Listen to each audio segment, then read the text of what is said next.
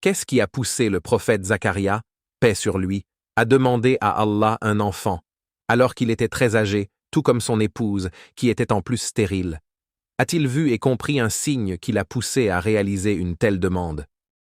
Que dit le Coran sur la demande de Zacharia, paix sur lui?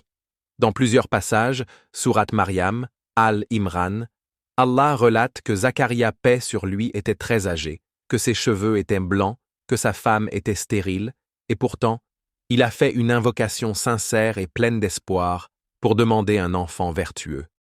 Mon Seigneur, mes os sont affaiblis, et ma tête s'est enflammée de cheveux blancs. Et Seigneur, je n'ai jamais été malheureux en te priant. Et je crains mes proches après moi, or ma femme est stérile. Accorde-moi, de ta part, un successeur.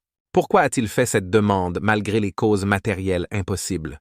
Deux choses importantes l'y ont poussé, selon les exégètes. Sa grande confiance en la puissance d'Allah.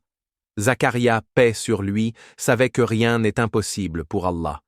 Il connaissait bien les histoires des prophètes et des pieux avant lui, et savait que le Créateur n'est pas limité par les lois de la nature. La stérilité ou la vieillesse ne sont pas des barrières pour celui qui dit « soit » et la chose est. Un signe qu'il a vu chez Maryam, paix sur elle. Selon l'exégèse, notamment Ibn Kathir et Al-Qurtubi, Zacharia, paix sur lui, était le protecteur de Maryam, et il avait l'habitude d'entrer dans sa chambre de prière.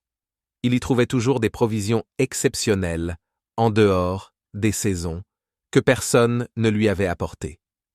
Quand il lui demandait d'où cela venait, Maryam répondait « Cela me vient d'Allah. Il donne la subsistance à qui il veut sans compter. » C'est en voyant ces miracles chez Maryam que la foi de Zacharia s'est renouvelée encore plus fortement et qu'il s'est tourné vers Allah avec confiance pour demander un enfant, même si cela paraissait humainement impossible.